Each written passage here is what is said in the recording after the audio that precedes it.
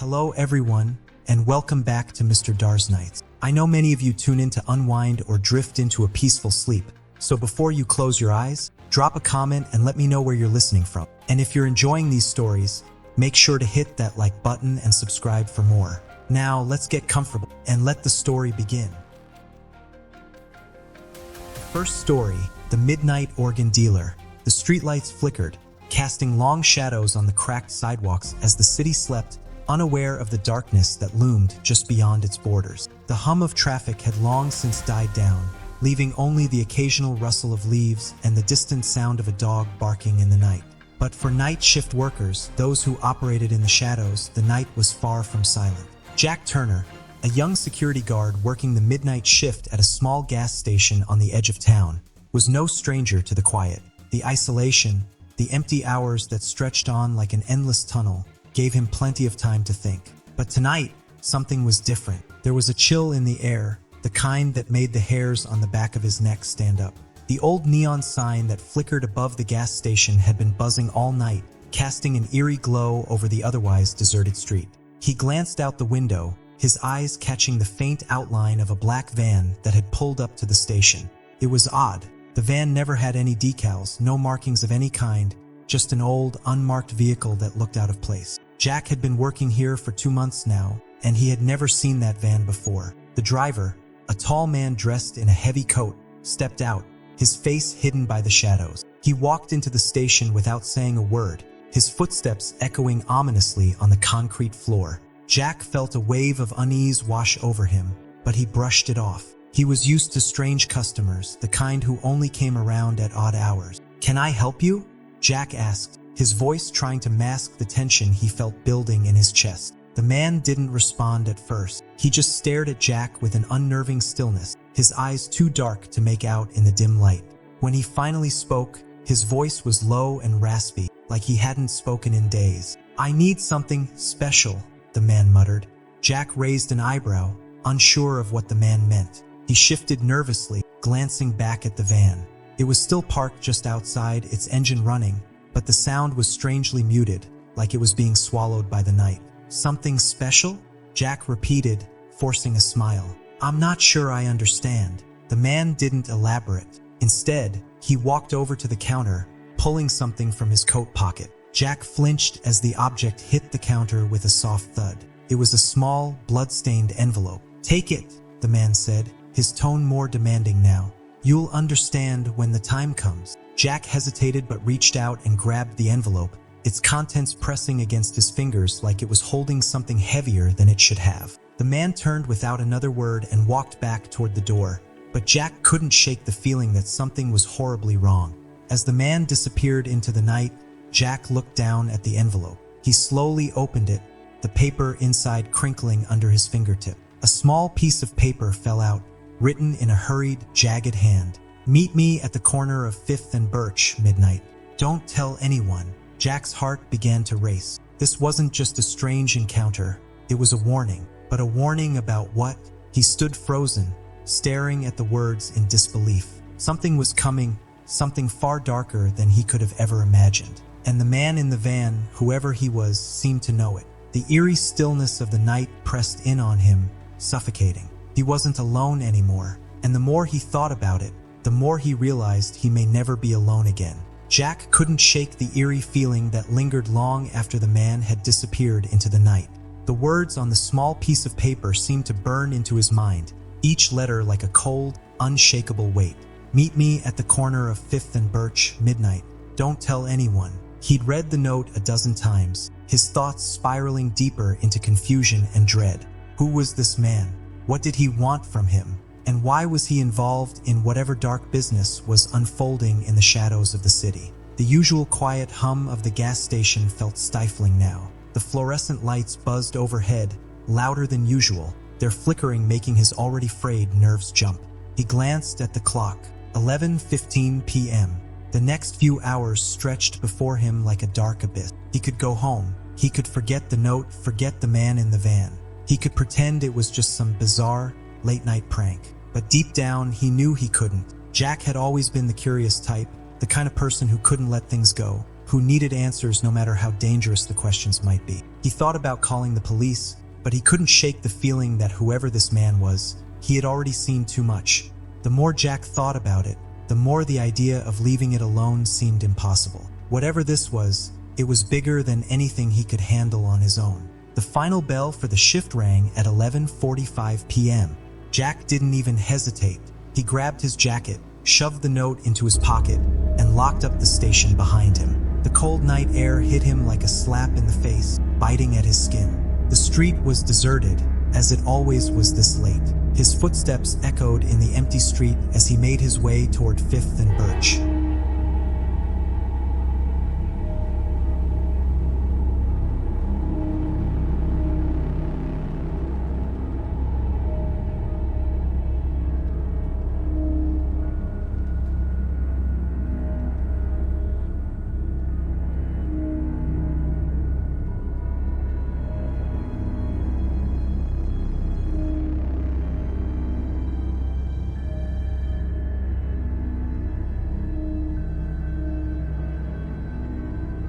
He had walked this route countless times before, but tonight it felt different. The shadows seemed deeper, the night air thicker. The city was alive in its own strange way, but tonight, its hum felt distant, as if it were being drowned out by something darker, something lurking just beyond the edge of his vision. As he approached the corner of 5th and Birch, he stopped dead in his tracks. There, standing under a dim streetlight, was the black van. It was parked at an odd angle, its engine running, but the driver's side door was open. Jack's heart began to race as he hesitated, his feet glued to the spot. He had come this far, but something about the scene before him felt wrong, unnatural. The van seemed to exude an unsettling presence, as though it was more than just a vehicle. It was a thing of its own, something alive, something hungry. He looked around, but the street was empty. Not a soul in sight, no witnesses, nothing. Just the van and the thick, oppressive silence. He took a deep breath and forced himself to move forward. As he stepped closer to the van, the air grew colder, the hairs on the back of his neck standing on end. He reached the van, but the man wasn't there. A wave of confusion washed over him. Had he been tricked? Was this some sort of trap? He leaned in to get a closer look, and that's when he saw it. Inside the van, on the passenger seat, was a large black bag. It was zipped up tightly, but there was something about it that made Jack's pulse quicken. His eyes moved to the back of the van, where he could make out shapes under a tarpaulin. They didn't look like ordinary objects. They looked wrong, distorted, like bodies that had been hastily covered. Before he could react, a voice broke the silence. "You came," the man said, stepping out from the shadows behind him. His voice was low and rasping, like he hadn't spoken in years. Jack spun around, his heart leaping into his throat. The man stood in front of him, his tall frame obscured by the darkness, his face still hidden in shadow. "I didn't think you would," the man continued, his eyes gleaming in the dim light. "But I'm glad you did. You're not like the others. What do you want from me?" Jack's voice trembled slightly, but he tried to keep his composure. "Who are you?" The man smiled, a cold, empty smile. "I am someone who knows what you need. You're looking for something, aren't you, Jack? Something more than just the mundane. Something you can't find in your quiet, safe little life. I can give it to you." Jack stepped back, his mind racing. This wasn't making sense. He had no idea who this man was or what he was talking about, but something in the way he spoke made Jack feel as though he were being drawn into something much larger than he could comprehend. I don't know what you're talking about," Jack stammered, but even as he said it, he knew it wasn't true. Something deep inside of him was yearning for more, for something different, something dangerous. The man's eyes darkened, his smile widening as if he had read Jack's thoughts. "You do know. You've always known. It's why you came here tonight, isn't it? It's why you couldn't walk away. You wanted to see what was behind the curtain, to know what the world hides from you." Jack felt a cold shiver run down his spine as he realized the truth in the man's words. He had been drawn to this moment, to the mystery, to the darkness. And now that he was standing here face to face with it, there was no turning back. The man reached into his coat and pulled out a small metal key. "This is what you're looking for," he said, holding it out to Jack. "Take it. Open the door." Jack stared at the key in the man's hand, unsure of what it meant or what it could unlock. But something inside of him urged him to take it, to step closer to the darkness and discover what lay on the other side. He reached out, his fingers brushing the cold metal, and in that moment, Jack knew his life would never be the same. The key felt cold in Jack's hand, heavier than it should have been. It was an ordinary key, but the weight of it seemed to carry an almost insidious power. He stared at it for a moment, his mind racing with question. What was behind the door the key would unlock? What had he just stepped into? He glanced up at the man, whose smile never wavered. "Don't hesitate," the man said, his voice barely above a whisper. "Time is running out." Jack's heart pounded in his chest. He didn't understand why he had come this far, why he couldn't walk away now, but somehow, he knew that leaving without knowing the truth would haunt him more than stepping deeper into the abyss. He shoved the key into his pocket and stepped past the man, his legs feeling heavy with the weight of his decision. He had no idea where the key fit, but he was certain that somewhere in this city, there was a door waiting to be unlocked. And whatever was behind it, whatever secret it held, would change everything. The man in the van didn't follow him. He remained standing by the open side door, his shadow blending with the darkness, watching Jack's every move. Jack tried to ignore the feeling that the man was somehow always one step ahead of him, always watching, always waiting. The streets of the city seemed to shift around him as he walked, the dim light from the street lamps casting distorted shadows across the pavement. It felt like the world itself was closing in on him, like he was walking through a tunnel that stretched on forever. His footsteps echoed, the only sound in the oppressive silence of the night. Jack turned a corner and found himself standing in front of an old, abandoned building, one that had always been a mystery to him. He had passed by it countless times, but never once had he seen anyone enter or leave. The windows were boarded up, the front door locked tight with chains. But now, as he stood there, he could have sworn he saw something through the cracks between the boards. A faint flicker of light, the briefest glimpse of movement. Jack's breath caught in his throat. The key in his pocket suddenly felt scorching hot. His hand trembled as he reached into his jacket and pulled it out.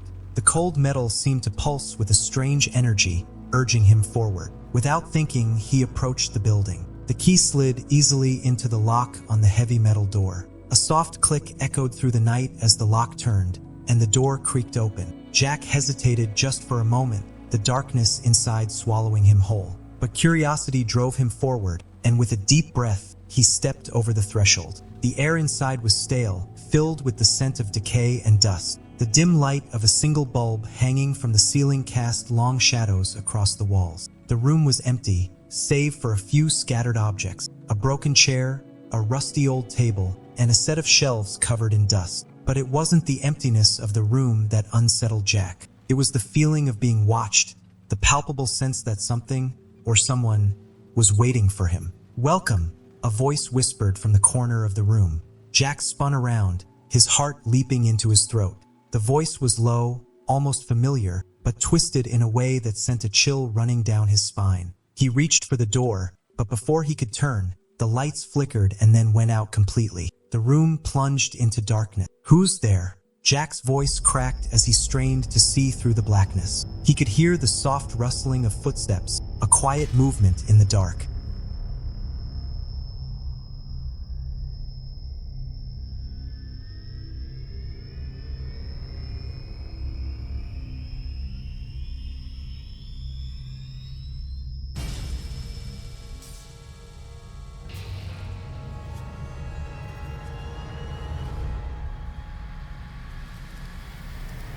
Suddenly, the lights flickered back on, and Jack found himself staring at the figure of the man from the van, standing just a few feet away, closer than he had been before. His face was now fully visible, a thin, skeletal grin stretched across his pale face.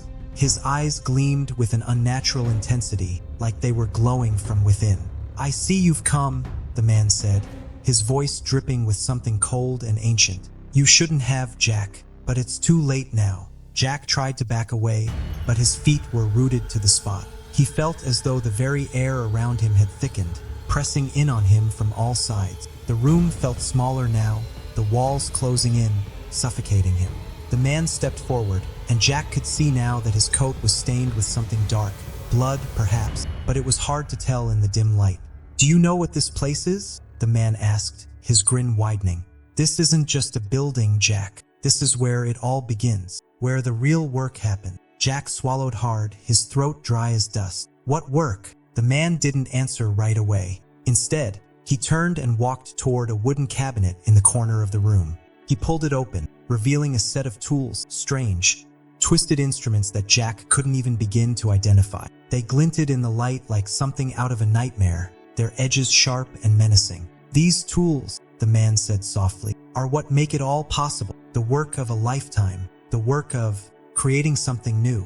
Jack's stomach churned as he realized what the man was implying. This wasn't just some bizarre operation. It was something far more sinister. The man's obsession with organs, with the human body, was more than just medical. It was a dark art, a perverse and twisted practice that pushed the boundaries of what was humanly possible. You're a killer, Jack whispered, the words leaving his mouth before he could stop them. The man turned back to him, his smile fading into something darker. I was, he said, his voice cold, but that's not the point. The point is, I'm offering you something more, something you can't even begin to imagine. All you have to do is accept it. Jack's heart raced as he backed toward the door. I don't want anything from you, he said, his voice trembling.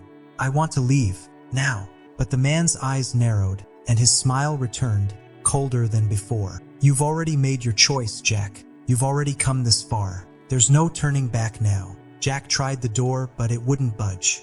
The handle was stuck, as though it had been welded shut. Panic surged through him. The walls of the room seemed to close in even tighter now, the air thick with the stench of decay. The man stepped forward, the gleam in his eyes more intense than ever. You came looking for answers, didn't you? Now you'll find them, but at a cost. And as Jack struggled to free himself, he realized the horrifying truth. The man wasn't just a dealer of organs, he was a dealer of souls. And Jack had just walked into the darkest deal of all. Jack's breath came in shallow, panicked gasps as he pulled desperately at the door handle. But it wouldn't budge. His mind raced, thoughts swirling in every direction as he tried to make sense of the nightmare he had stumbled into. The man, the dark room, the twisted tools, none of it made sense. And yet it was all too real. The room seemed to grow colder, the walls pressing in tighter with each passing second. The man was still standing before him, his pale eyes glimmering in the dim light, that unsettling grin plastered across his face like a mask. Jack's body trembled as he backed away, his fingers still desperately trying to turn the unyielding door handle. There's no escape, the man said softly, his voice filled with cruel amusement. Not from this place, not from what you've become. Jack spun around, his mind in a haze, trying to understand what the man meant. What had he become? He had only come here for answers, but now he felt like he was drowning in an ocean of darkness that he couldn't escape. Why are you doing this? Jack managed to croak, his voice shaky with fear. What do you want from me? The man tilted his head, his eyes narrowing as if he were examining Jack like a specimen under a microscope. I don't want anything from you, Jack. I'm giving you something, a chance, a choice. Jack shook his head, the words feeling like a twisted lie. A chance? A choice? This isn't a choice. This is a trap. The man's smile faded into something darker, more predatory. Ah, but it is a choice, the greatest choice you'll ever make. He stepped closer, and Jack recoiled instinctively, his back pressing against the cold, hard door. But no matter how far he moved, the man seemed to follow. There was nowhere left to run. You came here because you wanted to know, the man continued, his voice now soft, coaxing. You wanted to see behind the curtain, to understand what the world hides from you. But now that you've seen it, you can't unsee it. You've tasted the darkness, Jack, and now it's part of you. No, Jack whispered, his voice cracking with terror. I didn't come here for this. I just wanted to know. I didn't want any part of it. You already have a part, the man said, his tone chillingly calm. You walked into my world, Jack, and now you can never leave. With a swift motion, the man reached into his coat and pulled out a small, glass vial filled with a dark liquid. He held it up to the light, the substance inside swirling like a liquid nightmare, black and viscous, as if it were alive. Jack felt his stomach churn as he stared at it, instinctively recoiling from the vile thing. This, the man said, is the final step, the key to unlocking your true potential. All you need to do is drink it. Jack's eyes widened. Drink it? He repeated, his voice hoarse with disbelief. Are you insane? The man's eyes gleamed. It's not insanity, Jack. It's the only way forward. the only way out. You can either accept what's coming for you, or you can fight it. But trust me, fighting will only prolong the inevitable. Jack's chest tightened. His heart raced as the room seemed to grow darker still. What was happening to him? He could feel the weight of the decision pressing down on him. There were no more options, no more exit. It felt as though the very walls of the room were closing in on him, and no matter how hard he pushed against them, they wouldn't relent. There was nowhere left to run. The man held out the vial, and Jack's hand shook as he reached for it. His fingers brushed against the cool glass, but before he could take it, the man's voice stopped him in his tracks. "Not yet," he said, his tone almost sympathetic. "You need to understand first. Understand what you've become, what you've chosen." The man turned toward the back of the room and pulled aside a heavy, tattered curtain. Behind it, in the shadows, Jack could make out several figures, all lying motionless on slabs, their bodies covered in a shroud of white cloths. His stomach turned as he took in the sight of them, pale, gaunt, their features twisted in grotesque forms, as if they had been surgically altered beyond recognition. "Each of them," the man said softly, "once made the same choice you're about to make. They walked into this room, seeking something more, and I gave it to them, just as I'll give it to you."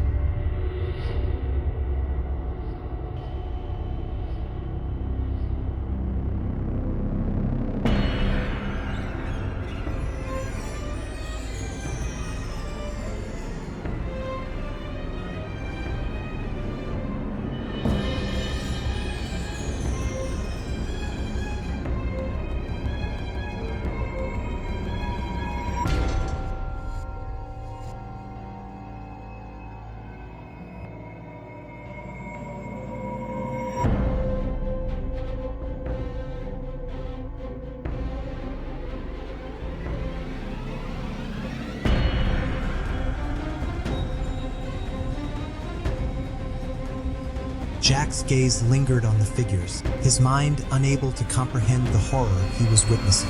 These were the bodies of those who had come before him, drawn into the web of this monstrous man, this dealer of souls. They were living proof of the price paid for the dark secrets of the world. The man turned back to Jack, his face unreadable, his eyes cold. "You've come this far, Jack.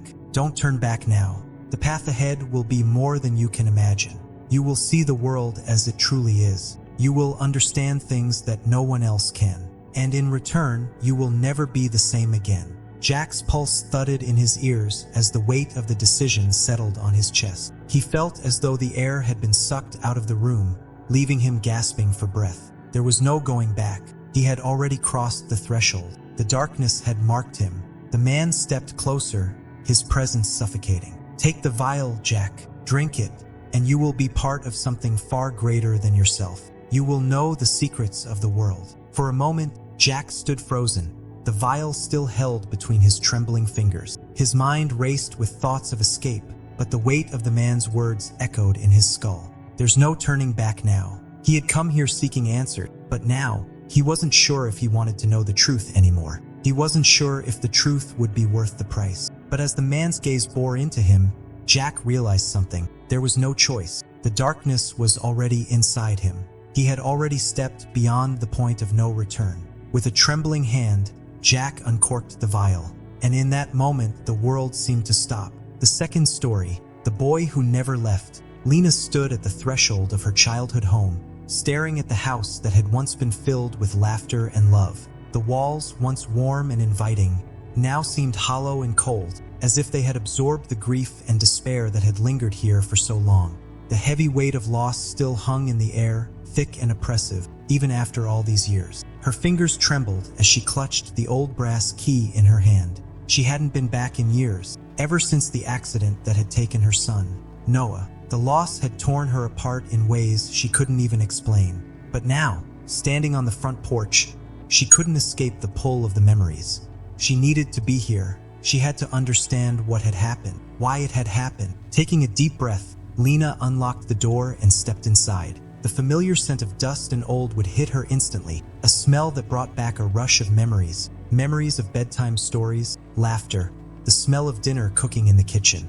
Everything seemed the same, yet it wasn't. It had been 5 years since Noah's death, but it felt like it was just yesterday. She could still hear his voice, still feel his small hands tugging at her sleeve, begging her to play with him. The house was silent now, too silent. "Mom," she whispered into the empty air, her voice trembling with emotion. But there was no answer. The house was empty, just as it had been for years. She closed her eyes, trying to steady herself, but the memories were overwhelming. She couldn't shake the feeling that Noah was still here, that he hadn't truly left. The grief had been unbearable after his death, a constant ache in her chest that never seemed to go away. She had tried everything to fill the emptiness: therapy, medication, support groups, but nothing had worked. Her friends had told her to move on, to let go.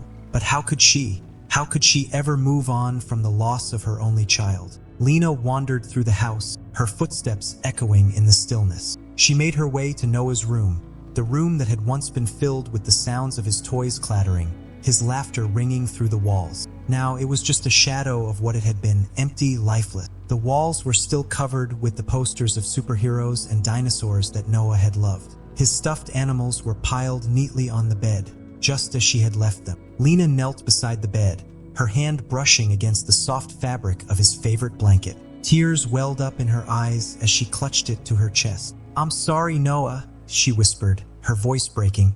"I couldn't protect you." As the tears fell, Lena heard something, a faint sound, like a soft tapping. At first, she thought it was just the wind, but then the sound grew louder, more insistent. It was coming from the closet. Her heart raced in her chest as she stood up, slowly approaching the closet door. The tapping continued, now unmistakable, as if someone, or something, was knocking from the inside. Lena hesitated. Her mind told her to turn away, to leave, to get in her car and drive away as far as possible. But her feet wouldn't move. She had to know. She had to understand. With trembling hands, Lena reached for the closet door and slowly pulled it open. There was nothing inside, just a few scattered clothes, a couple of old boxes, and a single stuffed animal lying on the floor. Lena exhaled in relief, telling herself it was nothing, just her mind playing tricks on her, brought on by the weight of her emotions, the overwhelming grief that still clouded her mind. But then she saw it. A small, pale handprint appeared on the closet door. It was barely visible, almost as if it were etched into the wood itself, but there it was, clear as day. Lena's breath caught in her throat. She knew that handprint. It was Noah's. A cold shiver ran down her spine as she stepped back, her heart hammering in her chest. She stared at the mark, unable to tear her eyes away from it. "Is it you, Noah?" she whispered, her voice barely audible. "Are you still here?" For a moment, there was only silence. Then, she heard it, the faintest sound, like a child's laughter, echoing from the other side of the house. Lena froze. Noah's laugh. It was unmistakable. Her eyes darted around the room, but she saw nothing. The house was empty, yet the laughter seemed so real, so vivid. It filled the space around her, vibrating through the walls, and then, just as suddenly as it had started, it stopped. Lena's heart pounded in her chest as she stood there, frozen in place. Her mind raced, torn between wanting to believe that it was just her imagination and the horrifying thought that her son, the boy she had lost, was still in the house with her, his spirit lingering in the place he had once called home. She glanced at the closet again, at the faint handprint that still lingered on the door. No, she thought, this couldn't be happening. But deep down, she knew the truth. Noah had never truly left.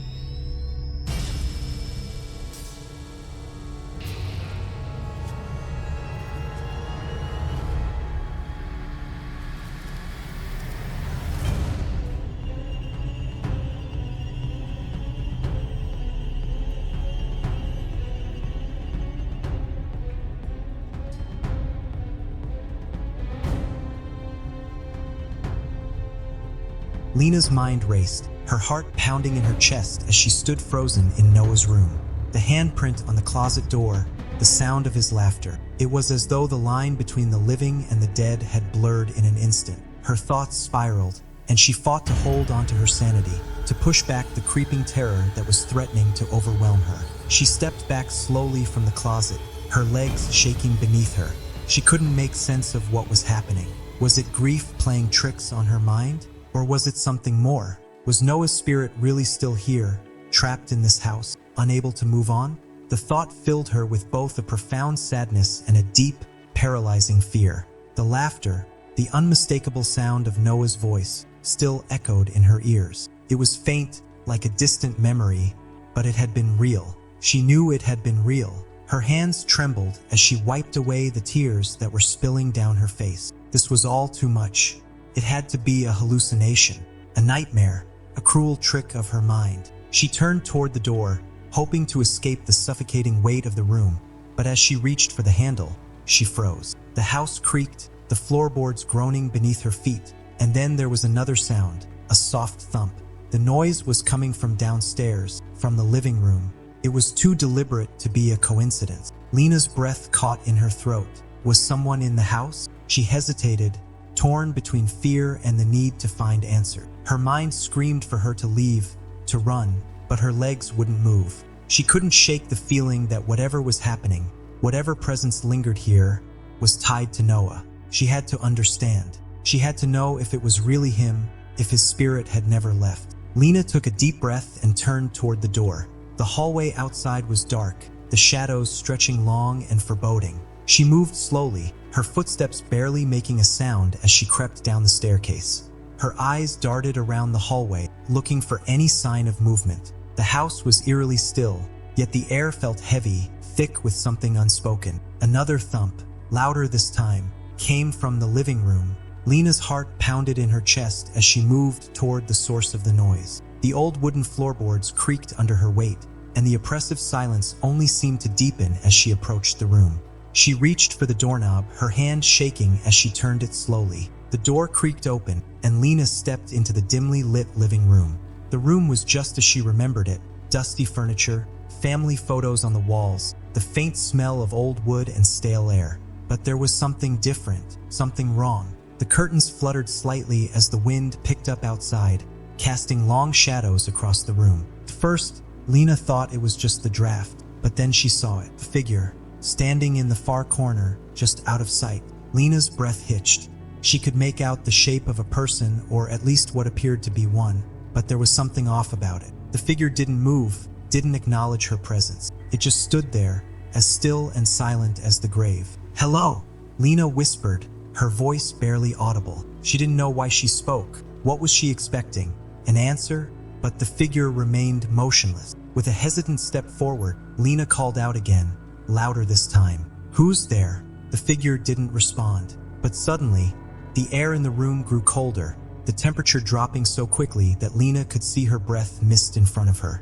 It was as if the room itself had been frozen in time, the very essence of life stripped away. And then the figure moved, not in a fluid, natural way, but jerking forward as though it were controlled by some unseen force. Lena gasped, her heart pounding in her chest. She stumbled back, her eyes locked on the figure as it drew nearer, its form becoming clearer. It wasn't a man or even a woman.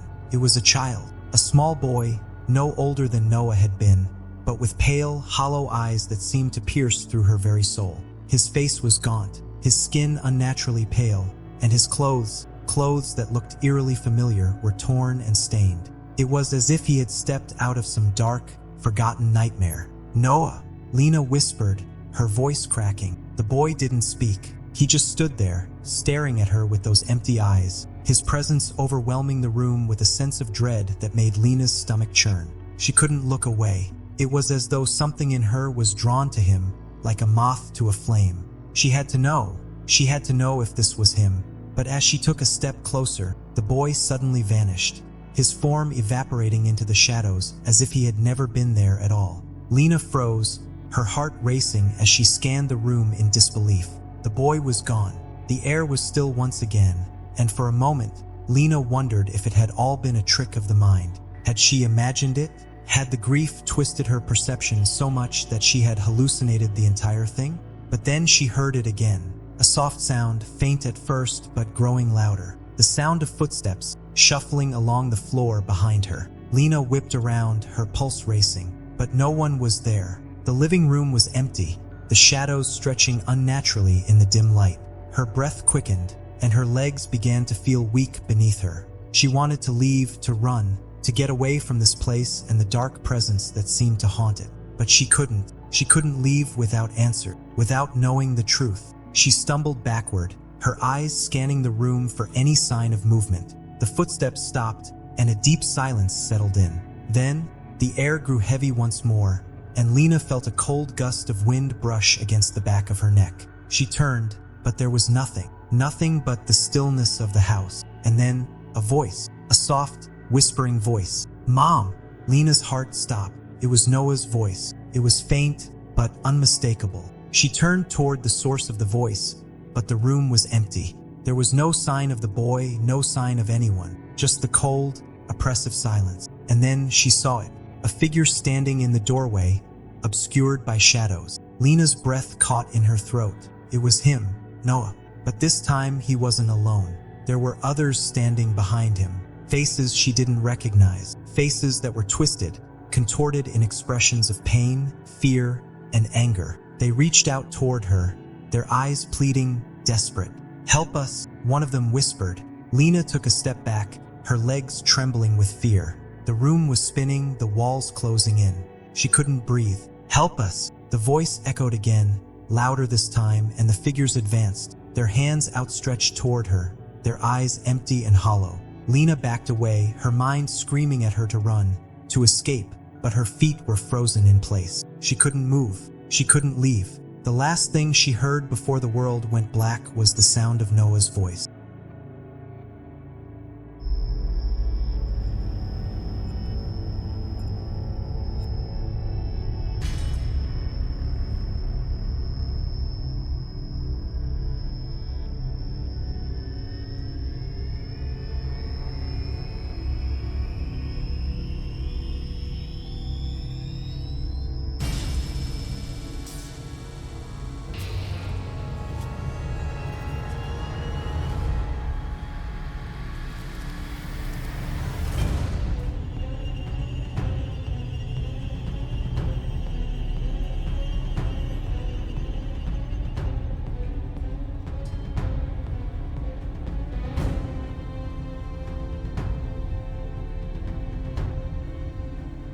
Lena awoke to the harsh reality of silence. The voices, the footsteps, the eerie presence in the living room. It all felt like a nightmare she had just woken up from. Her heart was still racing, her mind struggling to comprehend the events of the night. She sat up in the dim light, disoriented, her chest tight with fear and confusion. For a moment, she questioned everything. Had it been a hallucination brought on by her grief? Was it just the overwhelming emptiness of the house playing tricks on her mind? She reached out to steady herself, her fingers brushing against the cold wooden floor. The air in the room felt thick, heavy with the tension of memories she couldn't escape. It was as though the house itself was suffocating her, pulling her deeper into its haunting grip. Lena's gaze moved to the doorway, the same place where she had seen the figures, the boy, Noah, and the others. They were still fresh in her mind, their hollow eyes staring at her from the shadows. She could still hear their whispers, faint but persistent. "Help us!" Lena's breath caught in her throat as she forced herself to stand. She couldn't stay here. She couldn't let whatever this was take over. But no matter how much she willed herself to leave, she couldn't shake the feeling that something was waiting for her. Something pulling her deeper into the house, into the darkness. As she moved through the hallway, her footsteps echoed in the emptiness, the silence pressing in on her from all sides. She paused at the stairs, staring at the photograph on the wall, the last picture taken of her and Noah before the accident. It had been a perfect day. They had gone to the park, laughing, enjoying each other's company. Noah had been so full of life, so vibrant. The image of his smile, the twinkle in his eyes, made her heart ache. Her hand trembled as she touched the frame, the glass cool against her fingertips. It felt like she was holding onto the last piece of him, the last reminder of who he had been before everything had fallen apart. She felt tears welling up in her eyes, the grief threatening to pull her under again. But she couldn't let herself fall. Not now. Not when she was so close to understanding what was happening. She turned away from the photograph, the need to uncover the truth pushing her forward. The house had been silent since the figures had appeared, but Lena knew it wasn't over. She had to find out who or what was haunting her. She had to know if Noah's spirit had truly never left. Lena made her way down the hallway to the basement door. The old, creaking door stood in front of her, its presence almost as unsettling as the house itself. The basement had always been off-limits when Noah was alive. There was something about it that had always felt wrong to her. It was dark, cramped, and smelled of mildew and decay. But now it seemed to call to her, pulling her in like a magnet. With a deep breath, Lena reached for the handle. The door creaked open, and a cold gust of air rushed up from the stairs, carrying with it the scent of damp earth and something else, something she couldn't quite place. She stepped inside, her footfalls soft as she descended into the darkness below. The basement was colder than the rest of the house, the air thick with dust. The flickering light bulb above barely illuminated the space, casting long, twisted shadows across the walls. Lena scanned the room, her heart racing as she tried to make sense of what she was seeing. The basement was cluttered with boxes and old furniture, much of it covered in dust and cobweb. But something stood out among the clutter, a small, wooden chest in the corner of the room, partially hidden behind a stack of old newspapers. Her curiosity got the best of her, and she moved toward it. As she knelt beside the chest, her fingers brushed against the old, weathered wood. It felt strange to the touch, as though it had been untouched for years. The lid was slightly ajar, and Lena hesitated for a moment before pushing it open. Inside, she found old toys, clothes, and a few forgotten trinkets, things that had belonged to Noah when he was younger. It was all so familiar, yet it felt wrong. She closed the chest quickly, as if the very act of opening it had disturbed something deep inside her. But then, from the corner of her eye, she saw something else, a shadow moving across the far wall. It was faint, almost imperceptible, but it was there. Lena's blood ran cold as she turned toward the shadow, her breath coming in short gasps. She stood, her eyes scanning the room. Nothing was there, yet the sensation of being watched crept up her spine, making the hairs on the back of her neck stand on end. Then she heard it, a faint sound, like a whisper, coming from the farthest corner of the basement. "Mom!" Lena's heart stopped in her chest. It was Noah's voice, soft and desperate. Her mind screamed at her to run, but her legs wouldn't move. She felt rooted to the spot, her body frozen in terror. The air grew colder, the shadows deeper, as though the house was drawing her into its heart. She stepped toward the sound, her body trembling with fear and anticipation. The whispering grew louder, more urgent. She could hear Noah calling her, over and over again, pleading with her. "Mom, help me." It wasn't just a voice anymore. It was a presence that had been there all along, waiting for her to listen, to understand. Lena reached the far corner of the basement and stopped in front of the wall. The whispering ceased, and she felt an overwhelming sadness wash over her. The wall was cold to the touch, and as she pressed her hand against it, she felt a subtle vibration, as though something on the other side was trying to reach her. The feeling was so powerful that it took her breath away. Without thinking, she moved to the wall, her fingers trailing over the surface, searching for something, anything. And then her hand found it, a crack, small and faint, hidden in the plaster. She pressed her fingers into it, and the wall gave way slightly, revealing a narrow opening. Lena gasped as she pulled the crack wider, revealing what was hidden beneath. The opening was small, but enough for her to crawl through. The room on the other side was dark, the air thick with an unnatural heaviness. She could barely see anything, but the whispering, Noah's voice, was louder now, closer. "Mom, Mom!" Her hands trembled as she stepped into the room, the cold, damp air wrapping around her like a suffocating blanket. The room was small, barely enough for her to stand, and the walls were covered in old, faded wallpaper, peeling at the edges. It looked like a forgotten space, one that had been sealed off for years. And then she saw it. In the center of the room, standing in the shadows, was a figure. A small boy. "Noah!" Lena whispered, her voice trembling. The figure didn't respond. It just stood there, its back turned to her. But she knew it was him. It had to be. She stepped forward, her heart racing as she reached out a hand toward him. "Noah, please." The figure slowly turned around. And in that instant, Lena knew.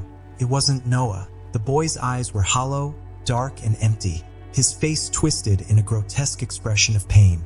His mouth opened in a silent scream, and as it did, Lena felt the weight of 1,000 souls pressing down on her. The room grew colder, the air thick with sorrow and torment. She tried to scream, to run, but the room closed in on her, and the last thing she heard was the deafening sound of her son's voice, echoing through the darkness.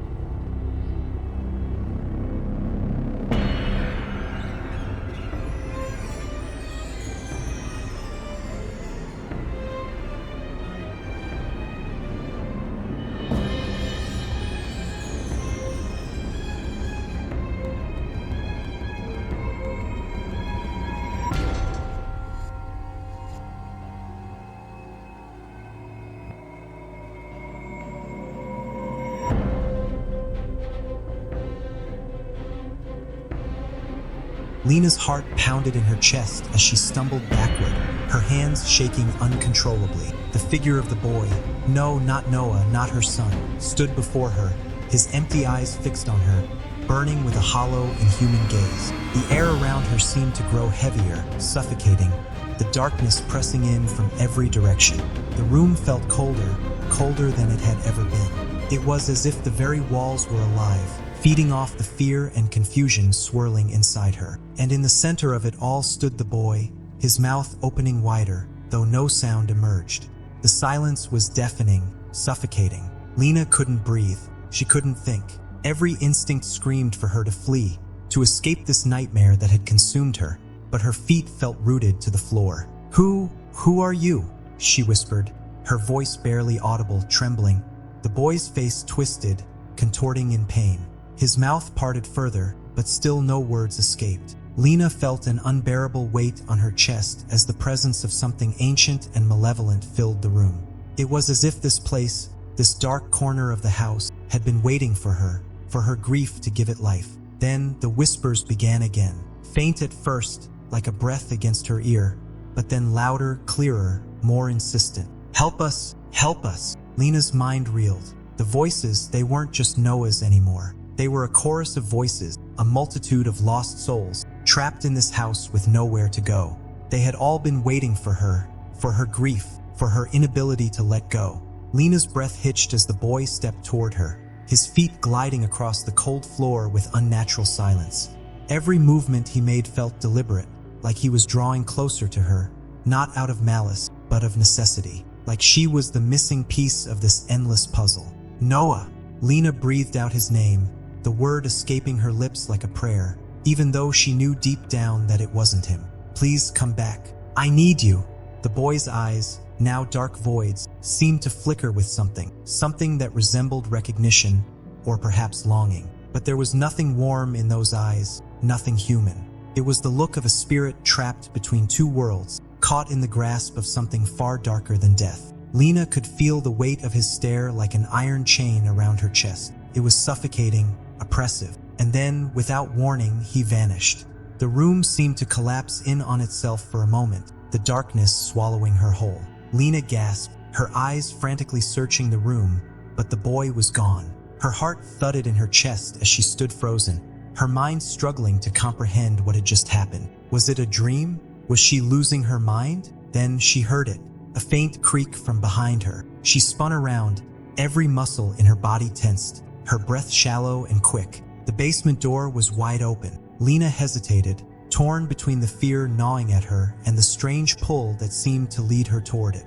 It was as if the house itself was calling her, urging her to discover the truth, to unravel the tangled threads of the past. She couldn't ignore it. She couldn't turn away. With shaky legs, Lena made her way back to the basement door. The air grew colder as she descended the stairs once again, the darkness swallowing her step by step. The flickering light bulb above barely illuminated the path ahead, casting long, crooked shadows along the walls. As she reached the bottom, she was struck by the silence, the utter, suffocating silence. It was so deep, so consuming that it almost felt unnatural. She could feel the weight of countless eyes on her, but there was no one there. The walls seemed to close in around her as she moved deeper into the basement. Her eyes scanned the room, darting from corner to corner, searching for any sign of movement. The coldness grew unbearable, like the house was alive, breathing, watching. She approached the far corner where she had seen the boy. The shadows seemed to shift in the corner of her vision,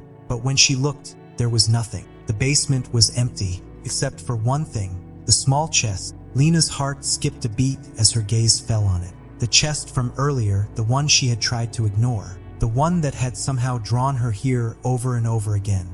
She walked towards it, every step heavier than the last. When she reached the chest, she knelt down, her fingers trembling as she touched the lid. The wood was cold, as if it had been sitting in this same spot for centuries. She pulled it open slowly, the creaking of the hinges sounding like the groan of an old, dying creature. Inside, the contents were exactly the same as before, old toys, clothes, and trinkets, things she had long forgotten about. But this time, something was different. At the very bottom of the chest, beneath a pile of old stuffed animals, there was a piece of paper, a yellowed, crumpled piece of paper. Lena's fingers shook as she reached for it, her breath catching in her throat. She unfolded the paper carefully, revealing the faded handwriting. "For Noah, my dear, sweet boy, don't forget me." Lena's heart stopped as she read the words over and over again. It was a note written in her handwriting. She didn't remember ever writing it, but she recognized the words, recognized the message. She had written it years ago before the accident. But why was it here? Why was it in the chest with Noah's old belongings? As the realization hit her, a cold chill ran down her spine. It wasn't just a memory. It was a message from herself, from the past. It was a final plea to her son, a plea that had never been answered. And then, the air shifted. A sudden gust of wind whipped through the basement, blowing out the flickering light bulb overhead. The darkness closed in around her, and the room seemed to grow colder still. Lena heard it again, but this time it wasn't a whisper. It was a voice that reverberated through the walls. "Help us! Lena, help us!" The voice was unmistakable. It was Noah's voice, but it wasn't coming from the chest. It was coming from behind her, from the shadows. She spun around, her heart in her throat. The shadows in the far corner of the basement were shifting, moving like something was taking shape. She could see the faint outline of a figure, a boy, a small figure, almost too familiar. "Noah!" she gasped, her voice barely audible. The figure stepped forward, the air around it crackling with an unnatural energy. But as it emerged from the shadows, Lena's breath caught in her throat. It wasn't Noah, it was him. The same boy she had seen earlier, the one with the hollow eyes. The one who had haunted her dreams. "No," Lena whispered, taking a step back, her mind reeling. This isn't you." The boy's mouth opened, and in the same moment, the walls seemed to close in on her, the room spinning as she tried to breathe. But the voice of the boy, the voice she had once loved so dearly, was no longer the sweet sound of her son. It was a cry for help, and she couldn't ignore it anymore.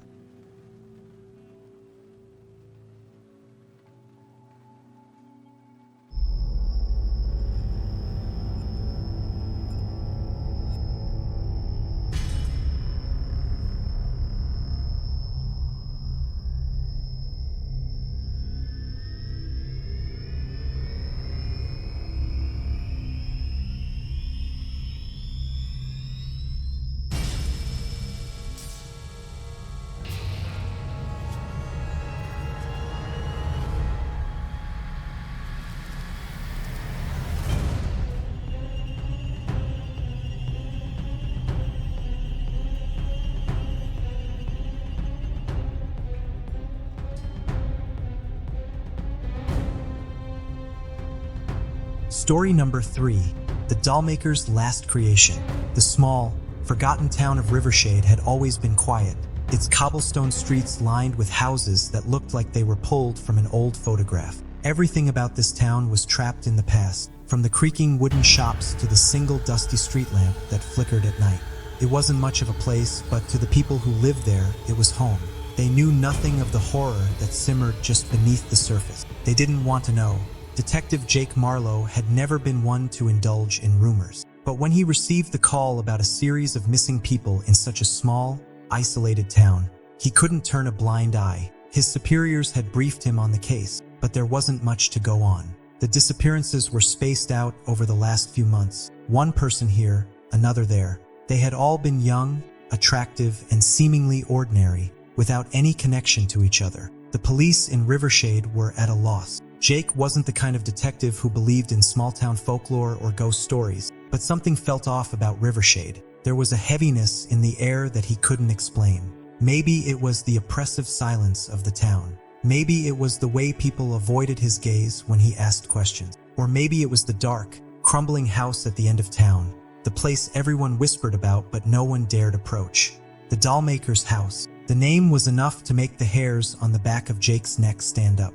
Old man Eli Thompson was a legend in Rivershade. He was a recluse who lived alone in the same house he'd lived in for decades, a place so ancient that it looked like it was being swallowed whole by the surrounding forest. But it wasn't his isolation that made Eli infamous, it was his craft. Eli was a doll maker, and his creations were unlike anything anyone had ever seen.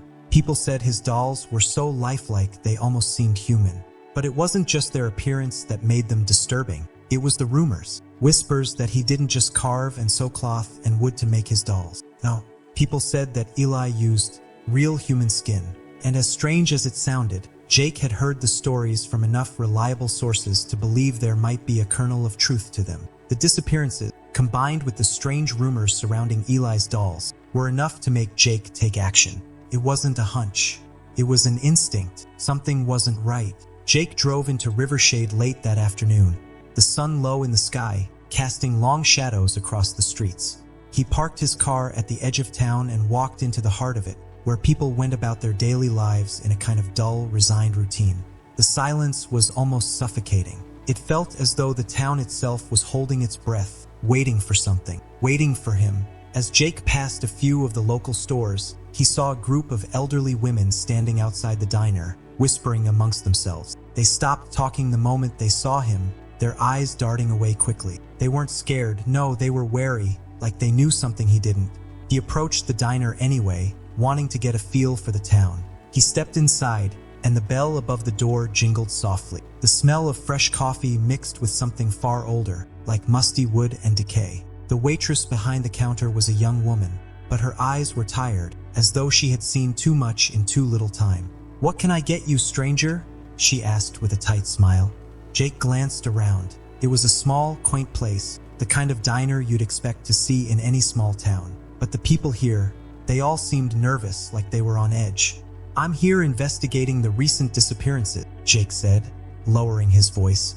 "I heard some things about an old man in town, Eli Thompson. I need to ask around." The waitress froze, her hand gripping the edge of the counter. "You won't find anything here," she muttered, her voice barely above a whisper. "People around here, they don't talk about him. They avoid him." Jake took a step closer, his tone more insistent. "People are missing. It's my job to find them. If you know something, you need to tell me." She hesitated, glancing nervously at the other patrons, who were all pretending not to listen. "All I know is, don't go near his house. There's something off about it. Something wrong." Jake raised an eyebrow. "What do you mean?" But the waitress wouldn't answer. She simply turned away and went back to cleaning a glass, her body language signaling the end of the conversation. Jake could feel the weight of her words pressing against him, and he knew it was time to head to Eli's house. The drive was short, but the closer Jake got to the outskirts of town, the more uneasy he felt. The trees grew thicker here, their gnarled branches clawing at the sky, as if trying to keep him from reaching the house. The road was narrow and winding, barely wide enough for two cars to pass, but Jake didn't care. He had come this far, and nothing was going to stop him. At the end of the road stood the house, a towering, dilapidated mansion that had clearly seen better days. The windows were dark and the roof sagged in places, as though it might collapse at any moment. The walls were covered in ivy and moss, giving the house an even more sinister, decaying look. Jake parked his car a little further down the road, out of view from the house. He didn't know what he expected to find here, but something about this place felt wrong. It was as if the house itself was alive, watching him, waiting for him to make the next move. He approached cautiously, his eyes scanning the surroundings. The trees were too still, the air too heavy. There was no sound, no birds chirping, no rustling of leaves, just the oppressive silence of the forgotten town. As he stepped onto the porch, the wooden boards creaked beneath his feet. He reached for the doorbell, but before he could press it, the door swung open slowly, revealing an old man standing in the doorway. His face was pale and gaunt, with deep wrinkles that looked like they'd been carved by time itself. His eyes were cold and empty, like they had seen too much, and his lips curled into a faint, unsettling smile. "You're here," Eli said, his voice raspy, like gravel scraping against stone. "I've been waiting for you."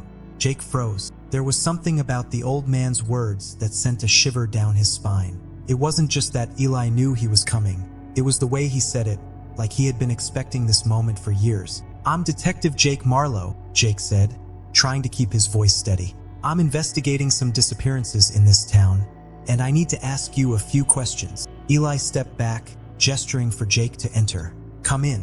I'm sure you'll find what you're looking for." Jake hesitated but then walked inside. The door creaked shut behind him with a finality that felt unnatural.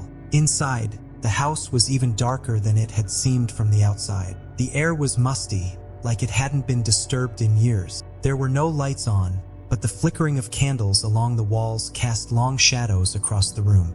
And then he saw them, dolls. Dozens, no, hundreds of them. They were everywhere, on shelves, on the floor, sitting in chairs, all staring at him with wide, empty eyes. Their faces were disturbingly lifelike, but their skin, it wasn't made of cloth or porcelain. It looked real.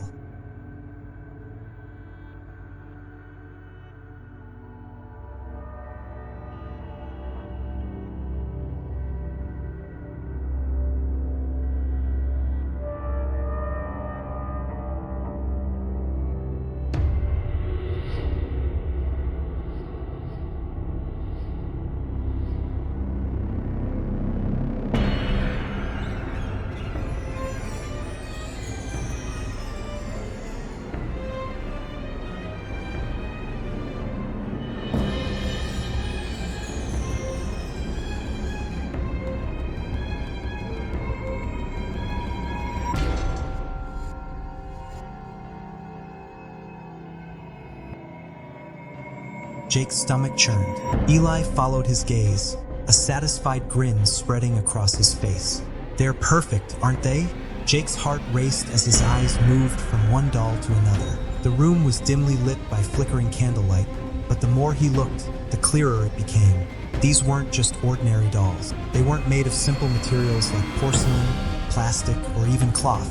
No, these dolls, each one, were disturbingly lifelike, too much so. They seemed too real, too human. As he took another step into the room, his foot brushed against something soft. Looking down, he saw a small doll sitting on the floor. At first glance, it looked no different from the others, with its delicate features and lifelike eyes. But when Jake bent down to examine it closer, a chill ran down his spine. The texture of its skin wasn't smooth like porcelain or vinyl. It was too real. It had the texture of human skin, tender and slightly wrinkled, as though it had been aged over time. He stood back up quickly, his pulse pounding in his ears. This wasn't just unsettling, it was unnatural. He turned toward Eli, who stood silently by the door, watching him with that cold, unsettling smile. "Mr. Thompson," Jake said, his voice shaky despite his best effort to stay calm. "What is this? These aren't just dolls, are they?" Eli chuckled softly, a low, rasping sound that sent a shiver through Jake's body. "Oh, they're dolls, all right," he replied, his voice surprisingly calm for the gravity of the situation. "But not the kind you're used to." Jake's gaze remained fixed on the dolls around him, his mind racing. His instincts screamed that something was horribly wrong here. These dolls, they were too lifelike, too perfect. "You said you've been expecting me," Jake pressed, trying to regain some semblance of control over his growing unease. "I came here because people have gone missing in this town, and I think you're involved. So, I'll ask again. What are these things?" Eli's smile faded slightly, but his eyes grew darker, more intense. He didn't respond at first. Instead, he slowly stepped forward, his old, creaking joints echoing in the stillness of the room. When he spoke again, his voice had taken on a strange, almost reverent tone. "They're my creations," he said, his words dripping with something that felt almost like pride. "I've been making them for decades. I've perfected my craft over the years. Every doll, every little detail, every inch of skin, it's all real." Jake felt his stomach churn. The implications were sinking in, and the truth was beginning to hit him with full force. These weren't just dolls. These were people. He had been walking among the remnants of the missing townsfolk, the people who had disappeared, the victims. Eli had turned them into lifeless, soulless creations. "That's impossible," Jake muttered under his breath, his voice quivering with disbelief. "You're saying these are people? Real people? You've been turning them into dolls?" Eli didn't flinch. He nodded slowly, his gaze unwavering. "Yes, detective. I've perfected the art. These people, they've been chosen. They were special. And now they are immortal." Jake felt his knees weaken. He took a step back, wanting to put as much distance between himself and the nightmare before him. But there was no escape. The room felt smaller with each passing second, the walls closing in on him. He looked around frantically, trying to process the horror around him. The dolls, the faces, the eyes, they blinked. His breath caught in his throat. No, that can't be real. He shook his head violently, unable to accept what he was seeing. But Eli's gaze never wavered. The dolls weren't dead. They were alive. They moved. Jake's eyes locked with one of the dolls sitting on a shelf. It was a young woman, maybe in her 20s, her face pale and smooth, her lips painted with the same eerie, lifelike precision. Her eyes moved. It was subtle at first, just a slight flutter of her eyelids. But then they opened wide, and for a brief, terrifying moment, Jake swore the doll was looking directly at him. "Did you see it?" Eli asked softly, almost as though he were savoring Jake's reaction. One of them just blinked. "It happens sometimes, you know. The dolls come to life just a little. It's part of the process. The transformation. They know what they've become." Jake's legs felt like jelly. He couldn't tear his gaze away from the doll. He didn't want to look, but he couldn't stop himself. He was hypnotized, trapped in the disturbing gaze of the lifelike doll staring at him. It was as if she were alive, trapped inside her own skin, begging for release. Jake forced himself to look away, his throat tightening. "This is madness. You're telling me that you've been creating these things from people you've taken? And now you're telling me they come alive? How is that possible?" Eli's eyes darkened, and a strange, almost wistful smile crossed his face. "It's a gift," he said softly, almost tenderly. "A gift I've perfected over the years. But not everyone understands the beauty of it, detective. Not everyone can see what I see. But you will. You've already started to." Jake's stomach twisted, his skin crawling as the realization sank in. He wasn't just dealing with a killer. He was dealing with a madman, someone who saw nothing wrong with what he was doing, who believed this was art, a form of immortality. But what chilled Jake to his core wasn't just the twisted craftsmanship of Eli's dolls. It was the thought that they were still human, still alive in some way. "What happens to them?" Jake asked hoarsely, unable to stop himself. "When they come alive, what do you do with them?" Eli's expression darkened, his face twisting into something almost sadistic. "They stay with me, as my companions. They're never truly gone. They're always with me, never aging, never decaying. But there is one last thing, detective. One last creation. The final piece of my masterpiece." Jake's eyes narrowed, his mind reeling. "What do you mean? Who's the last one? Who's the final piece?" Eli turned and walked toward the far corner of the room, where an ornate, wooden chest sat on the floor. He opened it slowly, the hinges creaking like the whispers of ghosts. Inside the chest was something wrapped in a cloth, a doll like the others, but this one was different. It wasn't like the others in the room. This one looked too real. The skin was fresh, and as Eli pulled back the cloth, Jake's heart stopped. It was a child, a boy, no older than 10. His face was smooth and pale, his lips painted with care. But his eyes weren't lifeless. They were full of pain, full of fear. Fear that was real, fear that was still alive. Eli smiled as he gazed at the boy's doll-like face. This is my masterpiece, the last piece to complete my collection. This one is special." Jake's blood ran cold as he took a step back. He had seen enough. His mind was reeling, the horror of the scene before him crashing down like a tidal wave. There was no way he could stay here any longer. He needed to leave, to stop Eli, to get help. But the moment he turned to flee, the door slammed shut with a deafening bang.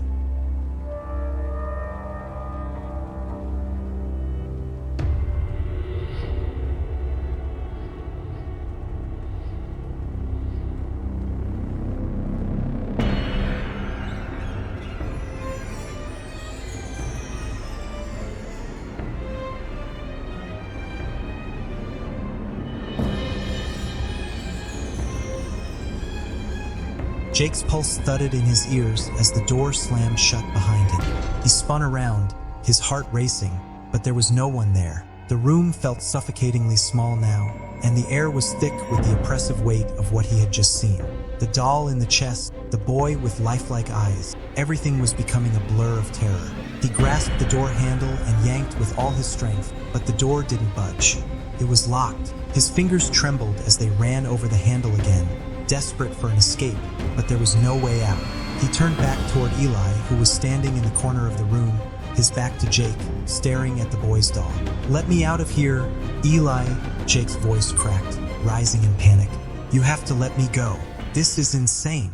Eli didn't move, didn't even acknowledge Jake's plea. His eyes were fixed on the boy's doll as though in some sort of trance. Jake felt a wave of nausea surge over him, his stomach twisting at the thought of the child's eyes. Those eyes that still held fear that shouldn't have been there. Jake took a step toward the wall, his mind racing for a way out, a way to get to the phone, to call for backup. He couldn't stay here, not with these things. He couldn't let himself become one of them. Eli, Jake's voice broke through the silence, louder this time. Open the door. Eli finally turned, his gaze cold and distant. The smile on his face was unnerving, as though he were humoring a child who didn't understand the rules of the game. You can't leave, detective, he said softly. Not yet. You haven't seen the best part of the process. Jake's mind snapped into action. His eyes darted around the room, searching for anything he could use to break the door down, anything that could help him escape this nightmare. But as he looked at the walls, he realized something chilling. They were covered in intricate carvings. At first, he hadn't noticed them, too consumed with the dolls. But now, they seemed to glow in the dim candlelight. The carvings were of human faces, twisted in expressions of fear and agony. Faces he didn't recognize, but faces that somehow seemed familiar. Jake swallowed hard as he turned back to Eli. What do you mean, the best part of the process? He didn't want to ask, didn't want to know, but the question burned in his mind. Eli's smile grew wider, almost maniacal now. You see, detective, what I create isn't just art. It's a sacrifice. The transformation isn't complete until the soul is trapped. These dolls, these people, are more than just empty vessels. They're alive in their own way. Jake's stomach lurched. What are you talking about? His voice was almost a whisper now, the dread seeping into every word. They're alive, Eli repeated, his voice almost reverent. Each one of them. They know what they are, detective. They remember the lives they once had. They know their fate, and they feel. Jake's mind reeled, his breath quickened. But the child, the boy. Eli interrupted, walking over to the chest, his eyes locked on the boy's doll. This one is different. He's special, you see. He's the last piece of my collection, the final step in my masterpiece. Jake's heart skipped a beat. He took another step toward the door, his back against the wall, trying to steady himself. He needed to stay focused. He needed to get out. Listen to me, Jake said, his voice low but steady. You have to let me out of here. The police will be here any minute. You've killed people, these people. You need to face the consequences of your actions. Eli's laugh echoed in the room, dark and hollow. The police? He scoffed. They'll never find us here. They'll never understand what I've created. They won't know the art, the beauty of it. Only you understand, detective. Only you. And once you see the last piece of my collection, you'll understand too. You'll be part of it all. You'll see what I've done, and you'll never leave. Jake's pulse hammered in his chest as the words sank in. Eli was completely delusional. He was so far gone that he believed his own twisted creations were something to be revered. He believed they were alive, immortal, and he was going to make Jake one of them. No, Jake said firmly, shaking his head. You're wrong. I'm getting out of here, and when I do, I'm bringing you down. But Eli wasn't listening. He was already moving toward the shelf where the other dolls stood. He carefully picked up one of the dolls, a middle-aged man, his face contorted in agony, and turned toward Jake. You don't understand, detective.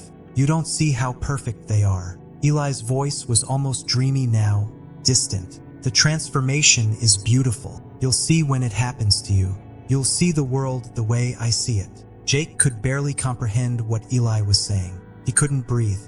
His hands shook, his mind spiraling into a frenzy as he turned and searched for a way out. But there was no escape, not anymore. And then, in that moment of pure terror, something moved. A sound, a soft scraping, like the sound of fingernails against wood.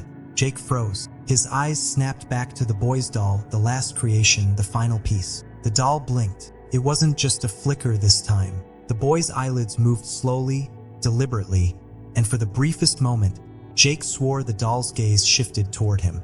The realization hit him like a ton of bricks. The doll was alive, and it wasn't just one doll. They all were. They were trapped in their own skin, frozen in time, and now they were coming for him. Jake's breath caught in his throat as the walls of the room seemed to close in on him. The dolls, they weren't just objects. They were people. They were victims, and they were aware. No, Jake whispered, his voice barely audible. This can't be real. Eli was watching him now, a twisted smile playing on his lips. It's real, detective, and now you're part of it. The scraping noise grew louder, as if dozens of dolls were shifting, slowly coming to life. And in the darkness of the room, Jake could hear something else, a low, guttural whisper. A voice. Help me.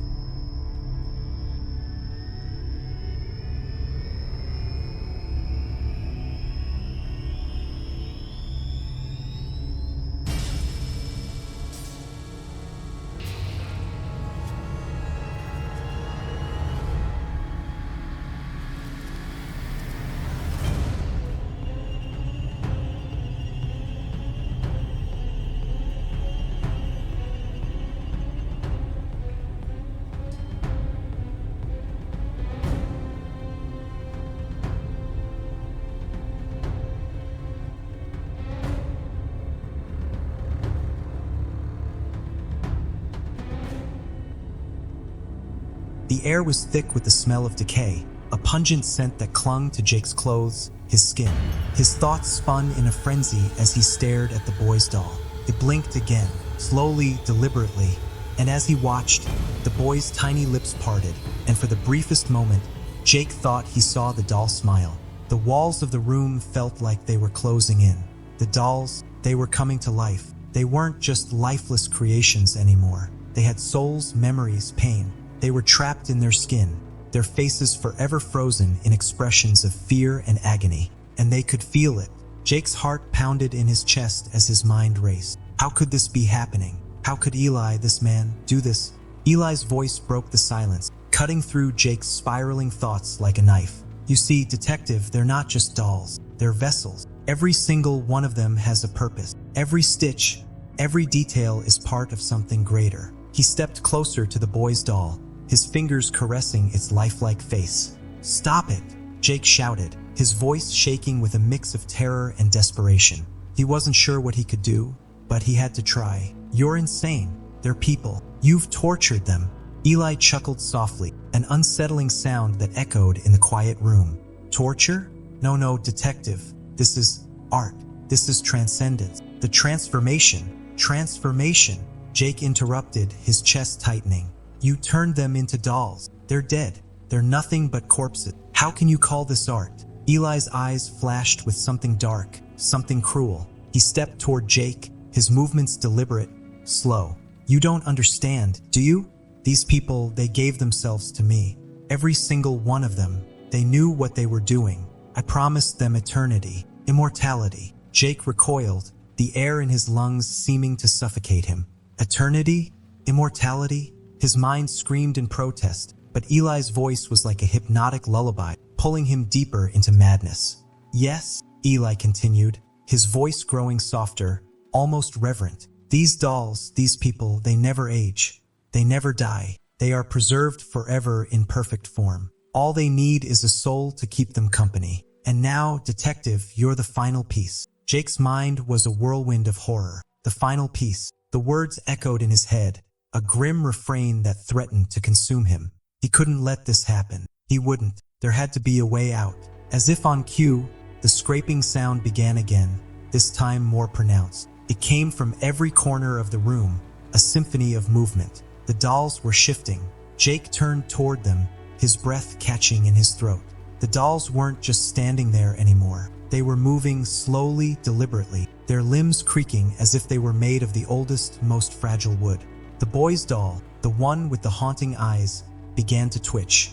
A small, jerking motion. The eyelids fluttered, and then, to Jake's horror, the boy blinked again. This time, the doll's hand twitched.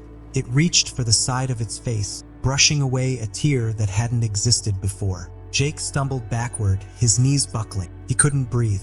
The room spun around him, the reality of what he was seeing threatening to snap his fragile grip on sanity. This wasn't possible. Couldn't be real. Help me? The boy's voice whispered, so faint, so fragile. Jake almost thought he imagined it. But the look in the boy's eyes told him otherwise. It's real.